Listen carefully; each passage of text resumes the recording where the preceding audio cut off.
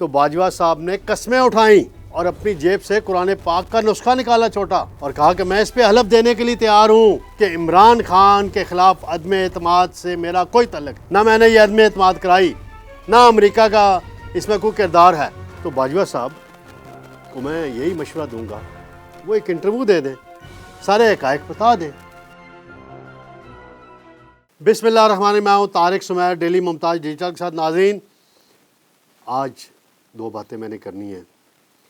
ایک ہیں نون لیگ کے رہنما خواجہ سعد رفیق صاحب، وہ عمران خان کے حق میں بول پڑے، اس کی حقیقت کیا ہے وہ میں آپ کو بتاؤں گا۔ پھر دوسرا معاملہ ہے سابق آرمی چیف جنرل باجوہ نے کیوں قسمیں اٹھائیں اور کس موقع پہ اٹھائیں، اور قسم اٹھا کے کہا کہ میرا عمران خان کی حکومت جانے سے کوئی، نکلوانے سے ان کے ساتھ کوئی تعلق نہیں ہے۔ یہ کہاں واقعہ ہوا، کن سے ان کی ملاقات ہوئی، یہ میں بتاؤں گا۔ اور دوسرا ایک معاملہ چل رہا ہے رانا ثناء اللہ ورسز جاوید لطیف۔ اب رانا ثناء اللہ پر جوابی وار حملے کیے ہیں جاوید لطیف نے، اور عابد شیر علی کے والد کا ذکر کر دیا ہے۔ وہ بھی ساری کہانی مختصراً بیان کرنے کی کوشش کروں گا۔ سب سے پہلے میں آؤں گا ناظرین، نون لیگ کے سینئر رہنما ہیں خواجہ سعد رفیق، بڑے آنریبل پولیٹیکل ورکر ہیں، کئی مرتبہ جیلیں کاٹ چکے ہیں آمریت کے دور میں، سیاسی دور میں جھوٹے مقدمات ان پہ بنائے گئے، کبھی نون لیگ سے بے وفائی نہیں کی، اور ابھی الیکشن ہارے 8 فروری کا، واحد اور پہلے رہنما تھے نون لیگ کے جنہوں نے ٹویٹ کر کے تسلیم کیا کہ میں ہار گیا ہوں۔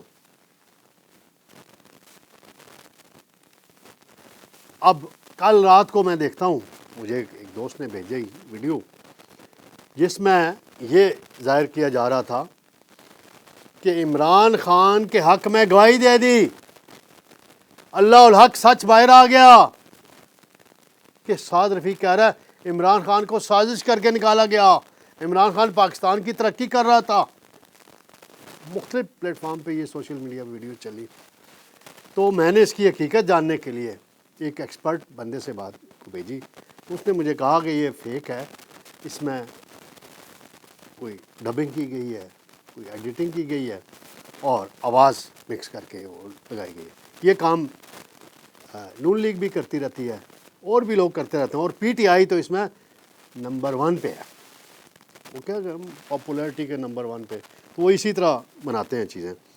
تو پتہ چلا جی یہ 2 سال پرانی ویڈیو تھی سعد رفیق کی، اور جہاں پہ نام آ رہا تھا نواز شریف کا، انہوں نے نام لیا تھا اس وقت کہ نواز شریف کو سازش کے تحت نکالا گیا، وہاں پہ انہوں نے عمران خان کا نام ڈال دیا۔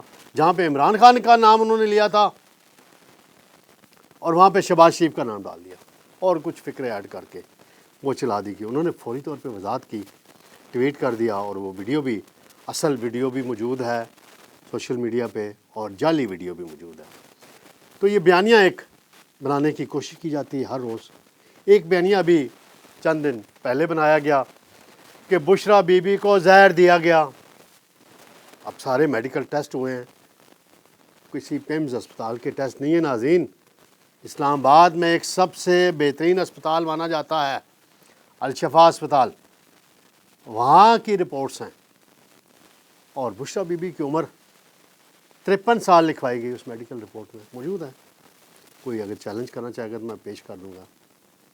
53 سال لکھوائی گئی، میں اس پہ سوال نہیں اٹھاتا، جو عمر جو بھی ہے، جو بھی لکھوائی گئی، اس بحث میں نہیں، ایک بیانیہ بنایا جاتا ہے، اور وہ بیانیہ تھوڑی دیر، کچھ گھنٹوں بعد، چند دن بعد بس ختم ہو جاتا ہے۔ غریدہ فاروقی بھی ایک، وہ پتہ نہیں کیا سودا بیچتی رہتی ہیں، وہ کہتے ہیں جی کرکرے انہوں نے کھائے تو اس لیے معدے میں ہوگی پرابلم۔ کیا غریدہ فاروقی نے کرکرے فراہم کیے ان کو؟ وہ بھی افواہوں پہ اپنی چیزیں چلاتی رہتی ہیں، اوٹ پٹانگ کرتی رہتی ہیں، کوئی بات نہیں۔ تو یہ میں نے کہا سعد رفیق والا معاملہ بتاتا چلوں۔ دوسرا معاملہ ناظرین، جنرل ریٹائرڈ باجوہ صاحب پہ ابھی الزام لگایا ہے رانا ثناء اللہ نے، انہیں منشیات کے 15 کلو کیس کا ایک جعلی کیس عمران خان کے دور میں بنایا گیا تھا. وہ کہتے ہیں اس میں جنرل باجوہ ملوث تھے اور عمران خان کی ہدایت پہ کیا، اور جنرل باجوہ اس بات کی تردید کرتے ہیں. پارلیمنٹ ہاؤس میں ایک ان کیمرہ اجلاس تھا، وہ آئے بریفنگ دینے، تو مشاہد حسین سید سینیٹر ہوا کرتے تھے نون لیگ کے، انہوں نے پوچھا اور کہا کہ رانا ثناء اللہ سے زیادتی ہو رہی ہے تو ایسا کیوں ہو رہا ہے؟ تو باجوہ صاحب نے مسکراتے ہوئے کہا تھا، بقول مشاہد حسین صاحب، انہوں نے یہ بات مجھے اس وقت بتائی تھی اور میڈیا میں رپورٹ بھی ہوئی تھی کہ جی میرے سسرال جو ہیں وہ تو راجپوت ہیں، تو میں کسی راجپوت کے خلاف جعلی مقدمہ کیسے بنا سکتا ہوں؟ اب دیکھتے ہیں. ایک اور بات ہے ناظرین، جنرل اپنا اعجاز الحق صاحب ہیں، ممبر قومی اسمبلی ہیں، جنرل ضیاء الحق صاحب کے صاحبزادے ہیں، ان کے سسر ہیں جنرل رحیم الدین ریٹائرڈ مرحوم. ان کے پوتے کی سیف صاحب کے بیٹے کی شادی تھی گزشتہ دنوں لاہور میں، ولیمے کی تقریب تھی، وہاں جنرل ریٹائرڈ باجوہ صاحب بھی موجود تھے. تو محمد مالک صاحب ہیں ایک سینئر اینکر، اور مجیب الرحمان شامی ہمارے بہت سینئر آدمی ہیں، تو وہ موجود تھے. وہ باجوہ صاحب سے ملے تو باجوہ صاحب نے جب گفتگو شروع ہوئی عمران خان کی، نواز شریف کی، عدم اعتماد کی، امریکہ کی سازش کی، تو باجوہ صاحب نے قسمیں اٹھائیں اور اپنی جیب سے قرآن پاک کا نسخہ نکالا چھوٹا، اور کہا کہ میں اس پہ حلف دینے کے لیے تیار ہوں، اور یہاں تک کہا کہ میں اپنی والدہ کی قبر کی قسم اٹھا کے کہتا ہوں، اور مجھے رسول اللہ صلی اللہ علیہ وسلم کی شفاعت بھی نصیب نہ ہو اگر میں جھوٹ بول رہا ہوں، کہ عمران خان کے خلاف عدم اعتماد سے میرا کوئی تعلق نہیں تھا، نہ میں نے یہ عدم اعتماد کرائی، نہ امریکہ کا اس میں کوئی کردار ہے.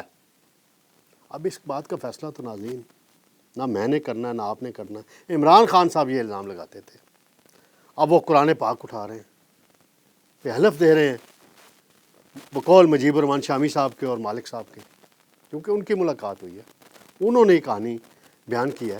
تو باجوہ صاحب کو میں یہی مشورہ دوں گا، وہ ایک انٹرویو دے دیں، سارے حقائق بتا دیں، کیمرے پہ انٹرویو دے دیں. وہ ایک انہوں نے جاوید چودھری کو دیا تھا، ایک کسی اور کو کیا تھا، پھر کوئی وہ انٹرویو دینے پہ ان کے بڑے مسائل بھی سامنے پیش آئے. پھر انہوں نے دوسری بات کہی کہ نواز شریف جب علاج کے لیے لندن جا رہے تھے، بھیجا گیا ان کو، تو ان کو بھجوانے میں بھی میرا کوئی کردار نہیں تھا.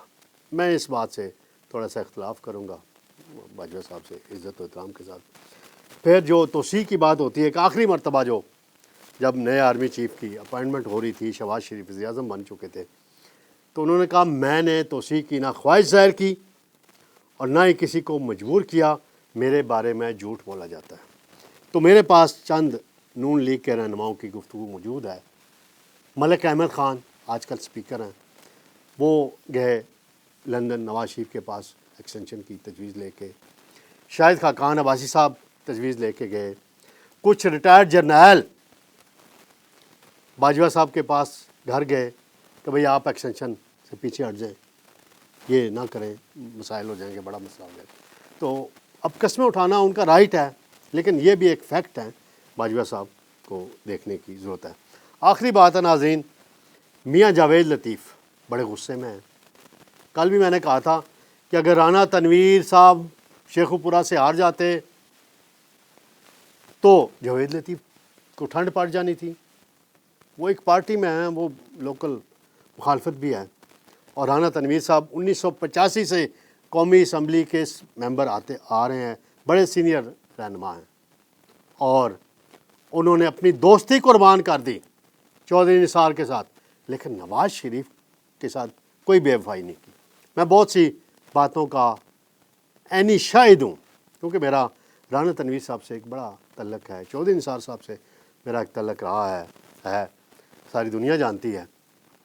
تو لہٰذا میں میاں جاوید لطیف صاحب، اب جاوید لطیف صاحب نے جو نئی بات کی ہے کہ رانا ثناء اللہ پارٹی کی صوبائی صدارت چھوڑ دے، کیونکہ فیصلہ آباد میں وہ ہارے، اور عابد شیر علی کے والد کا انہوں نے چودھری شیر علی صاحب کا نام لیا کہ رانا صاحب کو شیر علی نے گود میں لیا اور بعد میں ان کے ساتھ کیا سلوک کیا، یہ بھی ایک حقیقت ہے۔ یہ چودھری شیر علی الزام لگاتے ہیں رانا ثناء اللہ پہ۔ بہرحال یہ ایک مقابلہ جاری ہے۔ اب رانا صاحب نے کہا ہے جاوید لطیف کو کہ بھائی جو الزام لگاتے ہو 90 کروڑ کا پیسے دیے گئے شیخوپورہ میں، رزلٹ بنائے گئے، تو ثبوت لے آؤ، نام لے آؤ بندے کا، کس نے دیے کس نے لیے۔ اور جاوید لطیف کو چاہیے کہ ثبوت دے، ایسے ہی ہوا میں باتیں کر دیتے ہیں ٹی وی پروگراموں میں جا کے، اور پھر کہتے ہیں کہ میرا حلقہ کھلوانے کی، بھئی آپ تو 40 سے 50 ہزار ووٹوں سے ہارے ہیں، برق صاحب سے، وکیل ہیں پی ٹی آئی کے بڑے، وہ پہلے ایم پی اے بھی بن گئے تھے۔ تو اب کیسی اوٹ پٹانگ باتیں ہیں۔ بہرحال نون لیگ کا آپس کا معاملہ ہے، نون لیگ جانے، اور دیکھتے ہیں اب کب احسن اقبال کے دستخطوں سے شوکاز نوٹس میاں جاوید لطیف کو جاری ہوتا ہے۔ مجھے لگ رہا ہے کہ وزیر اعظم شہباز شریف اب مجبور ہو رہے ہیں، اور نواز شریف چین سے واپس آئیں گے تو جاوید لطیف کو ایک شوکاز نوٹس دیا جائے گا کہ ان غیر ذمہ دارانہ بیانات پہ۔ تو ناظرین انشاءاللہ کل آپ سے دوبارہ ملاقات ہوگی۔ اللہ حافظ۔